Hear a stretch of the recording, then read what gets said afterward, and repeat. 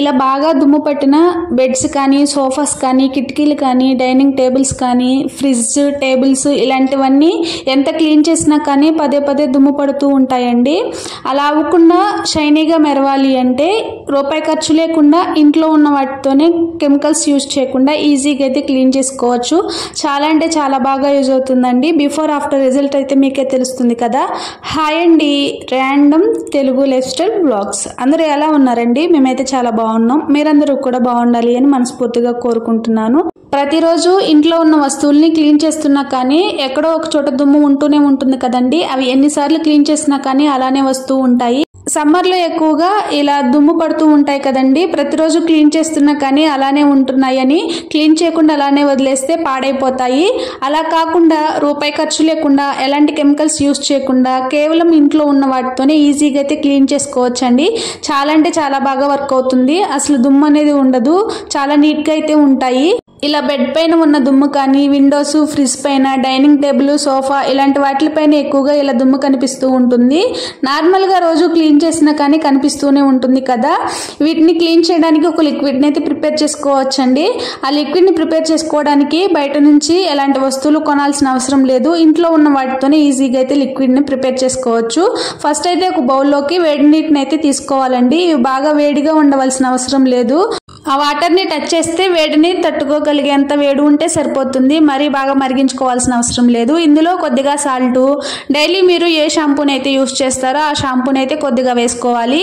ఇలా వాటర్ మొత్తం బాగా మిక్స్ చేసుకోవాలి. ఇలా మిక్స్ చేసుకున్న తర్వాత ఈ వాటర్ని ఒక స్ప్రే బాటిల్ అయితే పోసుకోవాలి. నేను యూస్ చేసిన కాలిన్ బాటిల్ ఉంటే అందులో అయితే వాటర్ని పోసుకుంటున్నాను. ఒకవేళ మీ దగ్గర కనుక ఇవి లేకపోతే ఈ వాటర్ని కొంచెం పెద్దగా ఉన్న బౌల్లో కానీ లేదా బకెట్లో కానీ వేసుకుని అందులో ఒక క్లాత్ని డిప్ చేసి తుడుచుకోవాలి. ఈ లిక్విడ్ని స్ప్రే చేయబోయే ముందు టేబుల్స్ పై ఉన్న వాటన్నిటిని తీసేయాలి. అలానే దుమ్ము ఎక్కడైతే ఉంటుందో వాటన్నిటిని కూడా ఒకసారి నార్మల్ క్లాత్తో దులుపుకుని అప్పుడైతే వాటర్ని స్ప్రే చేసుకోవాలి. ఫస్ట్ అయితే టేబుల్ని క్లీన్ చేసి చూపిస్తున్నాను. డిఫరెన్స్ అయితే మీకే తెలుస్తుంది. ఇలా క్లీన్ చేసిన తర్వాత ఇవి షైనింగ్గా రావడానికి ఇంకొకటి అయితే వేసి క్లీన్ చేయాలండి. అది తర్వాత చూపిస్తాను. ఫస్ట్ అయితే ఈ లిక్విడ్తో మొత్తం స్ప్రే చేసుకున్న తర్వాత నార్మల్ క్లాత్ని అయితే తీసుకుని మొత్తం బాగా తుడుచుకోవాలి. తడి క్లాత్ కాదండి, నార్మల్ పొడి క్లాత్ని తీసుకుని టేబుల్ మొత్తం తుడుచుకోవాలి. తర్వాత బెడ్ పైన కూడా అలానే స్ప్రే చేస్తున్నాను. ముందు బెడ్ పైన దుమ్ము లేకుండా నార్మల్ క్లాత్తో క్లీన్ చేసిన తర్వాత వాటర్ లిక్విడ్ని అయితే స్ప్రే చేసుకుని ఇలా నీట్గా అయితే తుడుచుకుంటున్నాను. ఇలా ప్రిపేర్ చేసుకున్న లిక్విడ్తో డైనింగ్ టేబుల్ కానీ సోఫా కానీ టీపాయ్ కానీ ఇలా ఏ ఉన్నా కానీ వాటన్నిటిపైన స్ప్రే చేసుకుని ఇలా దుమ్ము లేకుండా నీట్గా అయితే క్లీన్ చేసుకోవచ్చండి. విండోస్ పైన కూడా క్లీన్ చేసుకోవచ్చు. ఫస్ట్ అయితే దుమ్ము ఎలా ఉందో మీరే చూసారు కదా. క్లీన్ చేసిన తర్వాత ఇలా అయితే ఉంది. ఇలా రూపాయి ఖర్చు లేకుండా ఇంట్లో ఉన్న వాటితోనే ఈజీగా అయితే దుమ్ముని క్లీన్ చేసుకోవడానికి లిక్విడ్ని అయితే ప్రిపేర్ చేసుకున్నాం కదా. క్లీన్ చేసినప్పుడు ఇలా అయితే ఉంది కదా. అలానే చెక్కతో చేసినవి ఇలా బెడ్ కానీ డైనింగ్ టేబుల్ కానీ సోఫా సెట్లు కానీ ఇలాంటివి ఏమైనా క్లీన్ చేసినప్పుడు అవి షైనింగ్ అనేది తగ్గుతూ ఉంటాయి. అలానే కొన్ని రోజులు కూడా షైనింగ్ తగ్గుతూ ఉంటుంది కదా. అవి షైనింగ్గా కొత్త వాటిలో మెరవడానికి ఈ టిప్ అయితే మీకు చాలా బాగా యూజ్ అవుతుందండి. అలానే ఇవి షైనింగ్ రావడానికి కూడా ఒక రూపాయి ఖర్చు పెట్టాల్సిన అవసరం లేదు. ఇంట్లో ఉన్న వాటితోనే ఈజీగా అయితే షైనింగ్ తెచ్చుకోవచ్చు. ఇలా కొబ్బరి నూనె అయితే ప్రతి ఒక్కరి ఇంట్లో ఉంటుంది కదండి. అదైతే తీసుకుని ఒక కాటన్ క్లాత్ పైన కొద్ది కొద్దిగా వేసుకుంటూ మొత్తం అప్లై చేసుకోవాలి. ఫస్ట్లో మనం లిక్విడ్ని స్ప్రే చేసి నార్మల్ క్లాత్తో ఎలా అయితే తుడుచుకున్నామో అలానే చేయాలి. కొద్ది కొద్దిగా కాటన్ క్లాత్ పైన కొబ్బరి నూనె వేసుకుంటూ ఇలా అన్ని చోట్ల అప్లై చేసుకుంటూ రావాలి. బిఫోర్ ఆఫ్టర్ రిజల్ట్ అయితే మీకే తెలుస్తుంది. ఇక్కడైతే కొంచెం అప్లై చేసి చూపిస్తున్నాను. డిఫరెన్స్ తెలుస్తుంది కదా.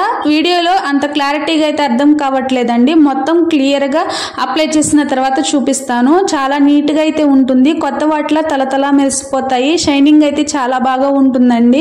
సమ్మర్లో ఎక్కువసేపు డోర్లు క్లోజ్ చేసి ఉంచినా కానీ దుమ్ము అనేది వస్తూ ఉంటుంది కదా. దుమ్ముని క్లీన్ చేయడానికి అలాగే షైనింగ్ రావడానికి ఈ టిప్ని అయితే ట్రై చేసి ఎలా వచ్చిందో కామెంట్ సెక్షన్లో కామెంట్ చేయండి. అలానే చెక్కతో చేసిన ఏ వస్తువులైనా ఆయిల్ అప్లై చేస్తే చాలా ఈజీగా అయితే షైనింగ్ వస్తుందండి. చాలా అంటే చాలా బాగా వర్క్ అవుతుంది. ఈ టిప్స్ మీకు యూస్ఫుల్ అనిపిస్తే ప్లీజ్ వీడియోని లైక్ చేసి ఛానల్ని సబ్స్క్రైబ్ చేసుకుని సపోర్ట్ చేస్తారు అనుకుంటున్నాను. మరొక మంచి యూస్ఫుల్ అయ్యే వీడియోతో మీ ముందుకైతే వస్తాను. Thanks for watching. Keep smile.